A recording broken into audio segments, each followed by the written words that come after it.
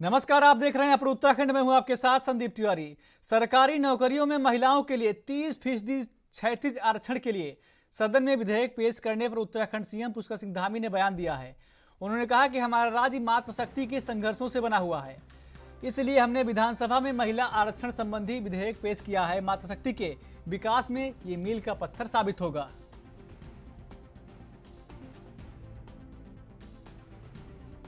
ये राज्य हमारा मातृशक्ति के बहुत संघर्षों से बना हुआ राज्य है।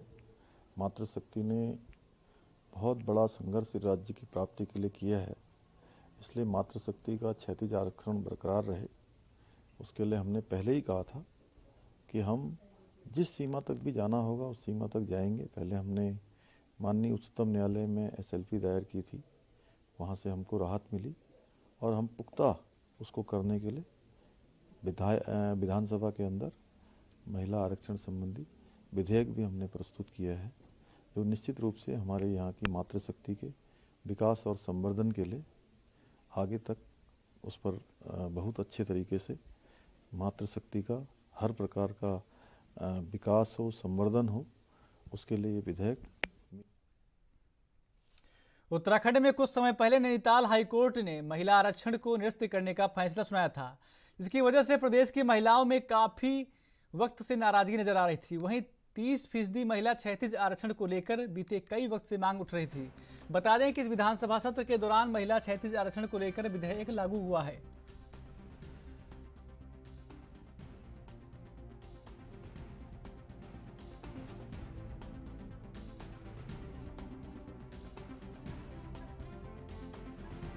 जिसके आने से अब पूरी तरह से मातृशक्ति को राहत मिल सकेगी और महिला सशक्तिकरण में भी बढ़ावा देखने को मिलेगा। इस दौरान मुख्यमंत्री पुष्कर सिंह धामी ने बताया कि बीजेपी सरकार मातृशक्ति को बढ़ावा देने में हमेशा तत्पर है।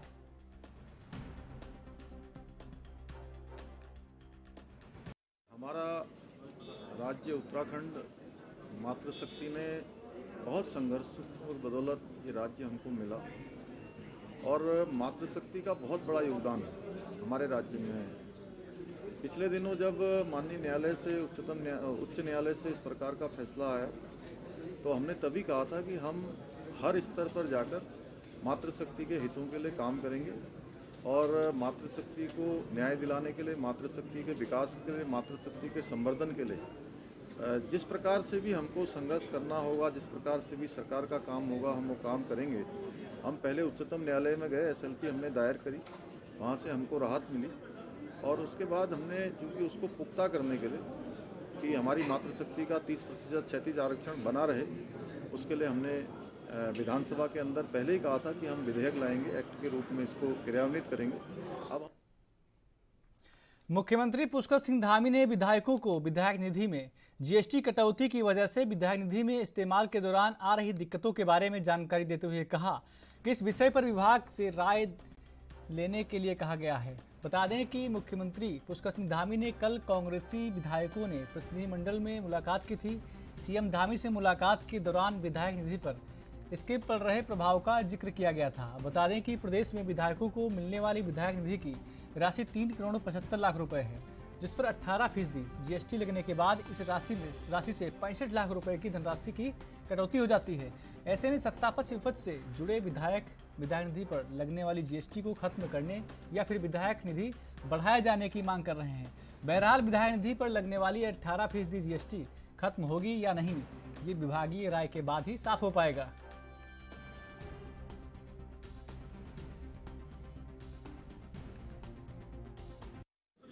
नहीं, वो सभी विधायकों ने और सभी सम्मानित नेतागणों ने मुझसे बात की है। इस संबंध में हम लोग सकारात्मक रूप से बात करके फाइनेंस डिपार्टमेंट इसमें हम लोग रास्ता निकालेंगे। Thank you sir. देखिए, मेरा पहले ये कहना है कि जो अभी तक मेरे जब से GST शुरू हुआ है, मेरी विधानसभा के मेरे जो विधायक निधि में जो GST काटी गई है, या तो वापिस करें या फिर जिन विधायकों के उसमें GST नहीं कटी उनसे वसूली करें, उनसे पैसा लें। क्योंकि भाई उत्तराखंड के विधायक वो भी है, उत्तराखंड में मैं भी हूँ।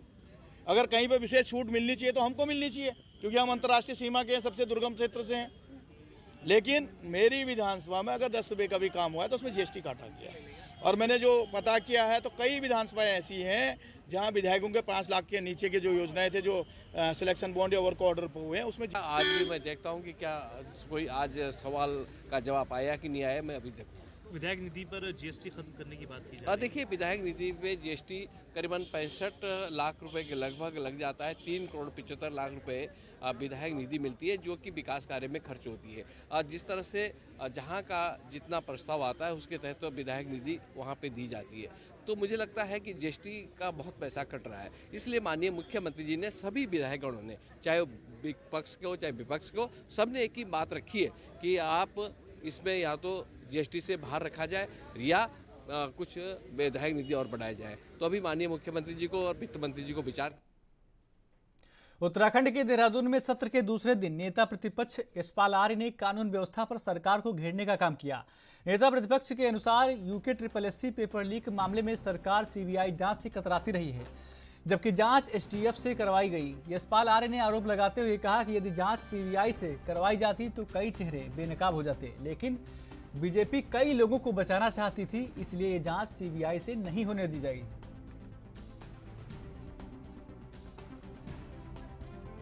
और हजारों नौकरियों में इसी तरह का खेल होता रहा है और इसका पर्दाफाश धीरे धीरे हुआ और आखिरकार सरकार को दबाव में, कांग्रेस के युवाओं के दबाव में, विपक्ष के दबाव में सरकार को यह मामला एसटीएफ को देना पड़ा। हम उस वक्त कह रहे थे कि इसकी जांच सीबीआई से होनी चाहिए, हाई कोर्ट के माननीय न्यायाधीश की निगरानी में होना चाहिए, जिससे दूध का दूध पानी का पानी हो सके, सच्चाई सामने आ सके। लेकिन इन्होंने ये चाहते थे कि वो लोग जो इस मामले में संलिप्त हैं, वो चेहरे जो सत्ता के बहुत करीब थे, जिनकी कई जगह फोटो वायरल हुई बड़े नेताओं के साथ, उनको बचाना चाहते थे। इसलिए इन्होंने सीबीआई जांच से परहेज किया, इसलिए इन्होंने एसटीएफ की जांच सौंपी और एसटीएफ ने जिनको गिरफ्तार किया, जिनको जेल के शीशों में डाला, आज वह सरकार के लचर पैरवी की वजह से जेल से बाहर हैं। मास्टरमाइंड कहा जा रहे थे, सब छूट गए हैं। इसकी परिणति यही होनी थी, सरकार जो चाहती थी उसी तरह से सरकार एसटीएफ ने काम किया, उसी तरह से उनको यहाँ के जो जज हाई कोर्ट में एक लंबी फौज है अधिवक्ताओं की, लंबी फौज, आखिर वो क्या कर रही है, क्यों ठोस पैरवी क्यों नहीं की, कैसे वो छूट गए, तमाम सवाल है। इसी सवालों को लेकर आज हम सदन के अंदर सरकार को घेरने का काम करेंगे। कांग्रेस के चक्राता विधायक प्रीतम सिंह ने मीडिया से मुखातिब होते हुए कहा कि सदन शुरू होते ही कांग्रेस ने कई सवाल सदन में रखे हैं, जिसमें कानून व्यवस्था का सवाल सबसे मुख्य था। उन्होंने कहा कि कानून व्यवस्था पूरे प्रदेश में चरमरा रखी है और सरकार ने कानून व्यवस्था पर जो जवाब दिया उससे विपक्ष के साथ साथ प्रदेश की जनता भी असंतुष्ट है। उन्होंने आगे कहा कि आज UKSSC समेत कई मामले पटल पर कांग्रेस रखेगी।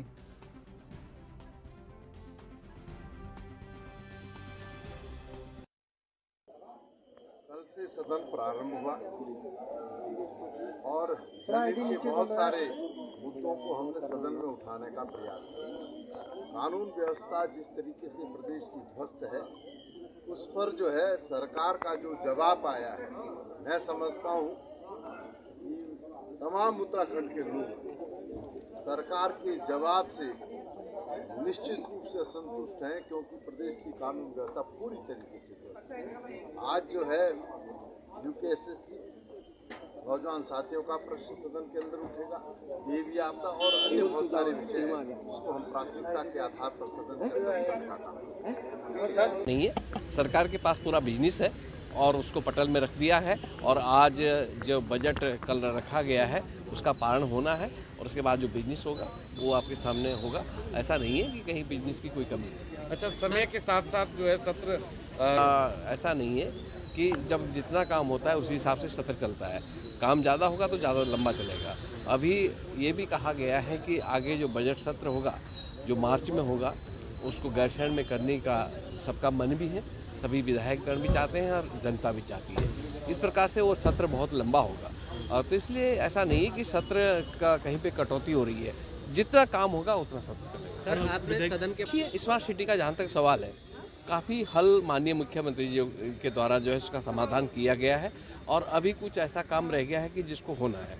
अभी ये आश्वासन दिया गया है कि हम काम को तीव्र गति से करेंगे। और ऐसे जो ठेकेदार थे जो लंबे 3-4 सालों से सबको इस तरह से गुमराह करने का काम कर रहे थे, वो काम में गति नहीं आ रही थी, उस ठेकेदारों को उनको बाहर कर दिया गया, बाहर का रास्ता दिखाया गया। और अब हमारी मांग ये होगी माननीय मुख्यमंत्री जी से कि इनके खिलाफ कार्रवाई करते हुए इनको ब्लैक लिस्ट किया जाए। क्या इस बाबत आपने सवाल लगाया था? देखिए, हमने स्मार्ट सिटी के बाबत में आज सवाल लगाया था, हमने वो भी लगाया था और पहले भी कहा था। इसलिए माननीय मुख्यमंत्री जी को मैं धन्यवाद भी ज्ञापित करना चाहूँगा कि उन्होंने त्वरित कार्रवाई की, एक वृहद बैठक करके समस्या का समाधान किया। उत्तराखंड की राजधानी देहरादून में आज विधानसभा शीतकालीन सत्र के दूसरे दिन स्वराज सेवा दल के प्रदेश अध्यक्ष रमेश जोशी ने अपने तमाम कार्यकर्ताओं के साथ विधानसभा कूच किया। उन्होंने बताया कि आज जिस प्रकार सहकारिता घोटाला, विधानसभा भर्ती घोटाला, एनएच घोटाला, दरोगा भर्ती घोटाला, वन विभाग घोटाला, तमाम घोटाले इस प्रदेश में हुए हैं। उत्तराखंड की बेटी अंकिता हत्याकांड जैसा जघन्य अपराध और अग्निवीर की परीक्षा देकर घर लौट रहे वह वीर आज तक नहीं लौट पाया। इन तमाम घोटालों में वीआईपी को बचाने का काम किया गया है। रोजगार, पलायन, स्वास्थ्य, शिक्षा, आयुर्वेद पर सरकार कोई ठोस नीति नहीं बना पा रही है। इससे उत्तराखंड का भविष्य अंधकार में हो गया है। उत्तराखंड विधानसभा सत्र के शीतकालीन सत्र का आज दूसरा दिन है, जहां एक तरफ मुख्यमंत्री से लेकर मंत्री और तमाम विधायक सदन में हिस्सा ले रहे हैं, तो वहीं से सदन की कार्रवाई देखने के लिए स्कूली बच्चों में भी काफी उत्साह नजर आया। ये काफी दिलचस्प है कि सदन की कार्रवाई देखने के लिए देहरादून के राजकीय पूर्व माध्यमिक विद्यालय नवादा में 8वीं कक्षा में पढ़ने वाले करीब 1 दर्जन बच्चों ने विधानसभा में सदन की कार्रवाई देखने के बाद मीडिया से अपने अनुभव साझा किए।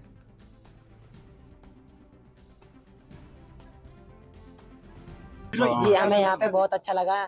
हम यहाँ पे देखे हमारी जो विधानसभा के अध्यक्ष हैं रितु खंडोड़ी जी कैसे फैसले लेते हैं यहाँ पे, कि यहाँ पे मंत्री जी एक उनके 2-3 साल का एक लड़का है, उनसे ये आंगनबाड़ी के बारे में बात चल रही थी। हमने ये भी देखा वहाँ पे कि 2-3 मंत्री जी से 2-3 साल के लड़के का आधार कार्ड मांग लिया था सर, ये भी बात चल रही थी। वहाँ पे बहस कर रहे थे सर वहाँ पे सब लोग। यहाँ फैसले अच्छे होते हैं वहाँ पर, सब यहाँ पे उत्तराखंड के फैसले करते हैं यहाँ पे सब लोग।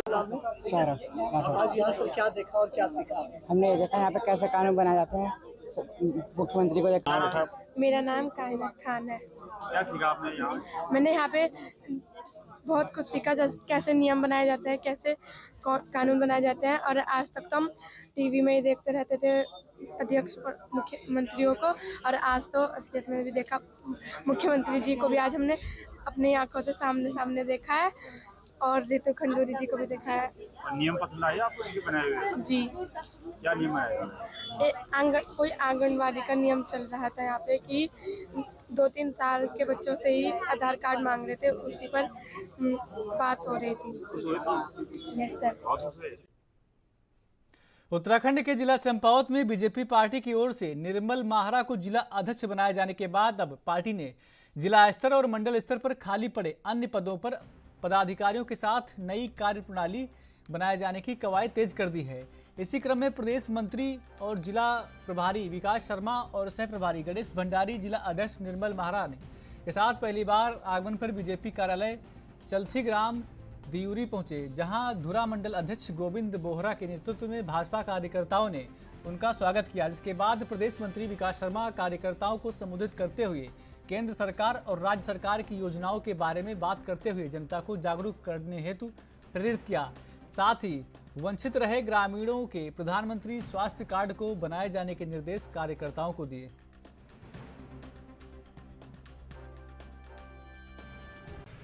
तो अभी तो हमारा जो कार्यक्रम है खाली कार्यकर्ताओं से संवाद करने का है, परिचय का है, कार्यकर्ताओं से मिलने का है, क्योंककि अब मैं प्रभारी के रूप में यहाँ इस जिले में आया हूँ। तो यहाँ जितने भी हमारे कार्यकर्ता हैं जिनके दम पे भी हम लोगों ने यहाँ माननीय मुख्यमंत्री जी को उपचुनाव में 94% वोट दिलवा के जिताया है, तो कहीं ना कहीं कार्यकर्ताओं के दम पे ये सफलता मिली है। तो हमारा प्रयास ये रहेगा कि जो हमारे कार्यकर्ता हैं और हमारी जो सरकार है उसके बीच में हम लोग एक सेतु का काम करेंगे, ताकि हमारे कार्यकर्ताओं की जो उम्मीदें हैं, जिस दम पे सरकार बनी है, उस सरकार का लाभ हमारे कार्यकर्ताओं को मिले और कार्यकर्ताओं के माध्यम से आप जनता को भी मिले। और जितने भी अच्छे कार्यकर्ता हैं, युवा कार्यकर्ता हैं, क्योंकि हम लोग एक राजनीतिक पार्टी से हैं, तो ऐसे जितने भी नए कार्यकर्ता हैं, हमारे यहाँ बड़ा लोकतांत्रिक व्यवस्था है कि कोई भी कार्यकर्ता अपनी किसी भी पद के लिए कह सकता है, अपना आवेदन कर सकता है, और जो भी पार्टी हमारी निर्णय लेती है, हमारे वरिष्ठ नेता निर्णय लेते हैं, उसके आधार पर जिम्मेवारी मिलती है। और सबकी राय में संगठन की राय होती है, ऐसा हम लोगों का प्रयास रहेगा। और जो हमारे कार्यकर्ता हैं, अभी जो दूसरी पार्टियों से भी कार्यकर्ता हमारी पार्टी में इस चुनाव में आए हैं, उनको भी हम कहीं ना कहीं जिम्मेवारी देंगे, उनको भी हम आगे बढ़ाएंगे। और जितने हमारे वरिष्ठ कार्यकर्ता हैं जो अभी संगठन के फ्रंट लीड में नहीं है या घर में बैठे हैं, लेकिन उन्होंने पार्टी को सींचा है और इस पार्टी को यहाँ तक पहुँचाया है, उन वरिष्ठ अपने नेताओं की भी हम लोग राय लेते हुए। उत्तराखंड के हरिद्वार में गंगा घाटों की सफाई व्यवस्था अब धार्मिक संगठनों के भरोसे चलेगी। सफाई कंपनियों से अनुबंध खत्म होने के बाद नगर निगम ने धार्मिक और सामाजिक संस्थाओं को गंगा घाटों को गोद लेने का ऑफर दिया है। अधिकारियों के साथ हुई मीटिंग में कई संस्थाओं ने इसमें रुचि भी दिखाई है। जल्दी ही घाटों को गोद लेकर संस्थाएं उनकी सफाई व्यवस्था संभालेंगी। गौरतलब है कि हरिद्वार में हर की पौड़ी में सभी व्यवस्थाएं श्री गंगा सभा संस्था करती है। इसके अलावा दूसरे गंगा घाटों की सफाई की जिम्मेदारी नगर निगम की है।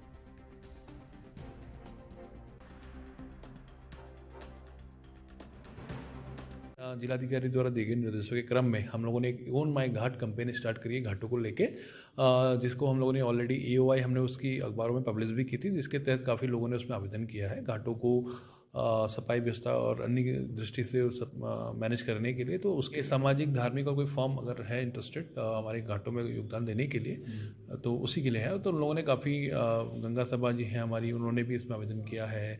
निरंजनी अखाड़े है जो, उन्होंने भी इसमें आमंत्रित किया। काफ़ी लोगों ने। कुमाऊं कमिश्नर दीपक रावत हल्द्वानी के उस रहस्यमयी घर में पहुंचे जहां एक परिवार पिछले 1 महीने से दहशत के साए में जी रहा है। दरअसल इस घर में एक के बाद एक विचित्र घटनाएं घट रही हैं। यहां तल्ला गोरखपुर निवासी उमेश पांडे का मकान इन दिनों रहस्यमयी आग के चलते पहली बना हुआ है। घर में कभी भी आग लग जाती है। बिजली के कनेक्शन काटने के बावजूद यहां बार बार बिजली आ जाती है, फिर बाद में वह आग में तब्दील हो जाती है। ऐसे में परिवार पूरी रात सो नहीं पा रहा है। विद्युत विभाग और जिला प्रशासन रहस्यमयी तरीके से चलने वाली इस आग की जांच में जुटा हुआ है। उत्तराखंड के इस खास बुलेटिन में मेरे साथ इतना ही। बाकी देश प्रदेश की तमाम खबरों के लिए देखते रहिए ANB न्यूज। नमस्कार।